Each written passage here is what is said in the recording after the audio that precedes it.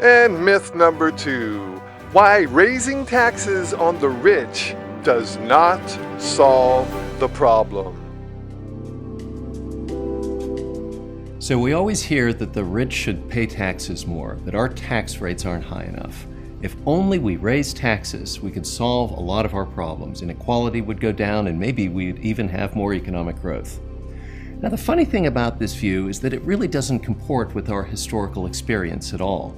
Whenever we have raised taxes on the rich, we have seen horrible offenses against inequality and economic growth. The most illustrative of these eras was the 1950s, when the top income tax rate in the United States went all the way up to 91%. Now, I want to point out that that is no misprint. The top tax rate in the United States was 100% minus 9%, 91%. If you made $200,000 or more, your last income was subject to 91% confiscation by the United States government. There were also 26 brackets in the income tax code, and they ran from 20% all the way up to 90%. If you made any kind of money at all, you were paying 30, 40, 50%. If you started making more money, 60, 70, 80, 90%. That was a high tax era. Now you may be thinking, but wait a minute, the 1950s, they were the greatest economic era ever. That's when everybody had a job. Those jobs were for life. People got to live in suburbia and go on vacation and do all sorts of amazing things. It was post-war prosperity, right? Actually, all of these things are myths. In the 1950s, the United States suffered 4 recessions. There was one in 1949, 1953, 1957, 1960, 4 recessions in 11 years. The rate of structural unemployment kept going up, all the way up to 8% in the severe recession of 1957-58. So there wasn't significant economic growth in the 1950s. It only averaged 2.5% during the presidency of Dwight D. Eisenhower. And the tax code spawned inequality that is even unheard of today. How so? Well, when you have a marginal rate of the income tax that is 91%, to have an exception from that income tax is very valuable. If you were able to get a statute written into the tax code that says you don't have to pay that 91% and you're high income, you can either pay nothing or pay a much lower rate, that exemption is very valuable. The tax code in the 1950s was 11,000 pages. The first 2 pages of the tax code said very simple things. The opening line of the tax code said that income is taxable from any and all sources derived. Okay, if you make income, it's taxable. And then the second 2 pages of the tax code were the list of the rates that started at 20% on low income and went all the way up to 90%, 91% on high income. The next 11,000 pages after those first 2 pages were exceptions to those statements.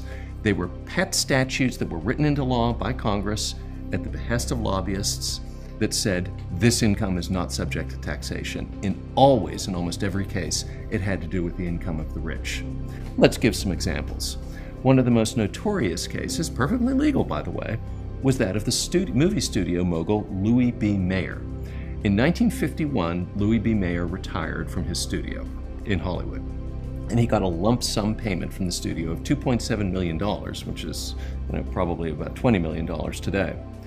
And that income was not subject to the 91% tax rate. It was only subject to a 25% tax rate. How did that happen?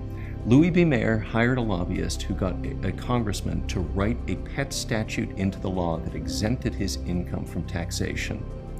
And it applied only to Mayer and his associate who got those lump sum payments.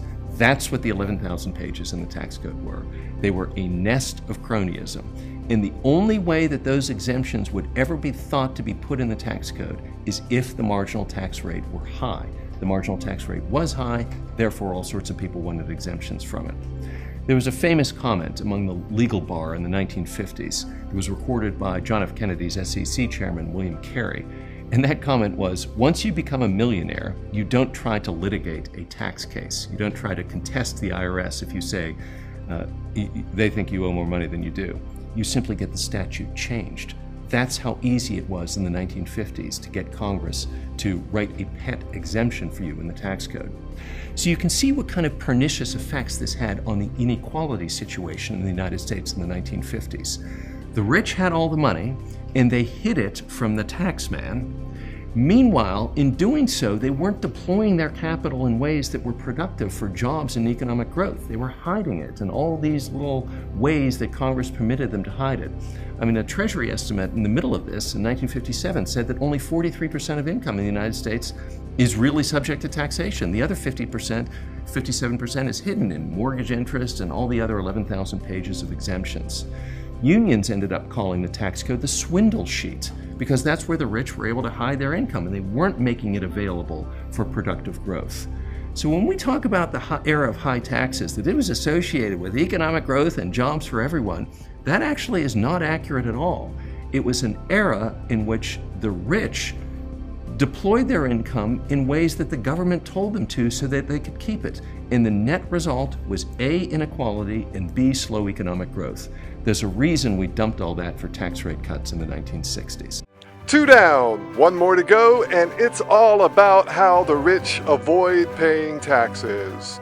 Now remember, don't be the fool that believes the myths just because you've always heard them.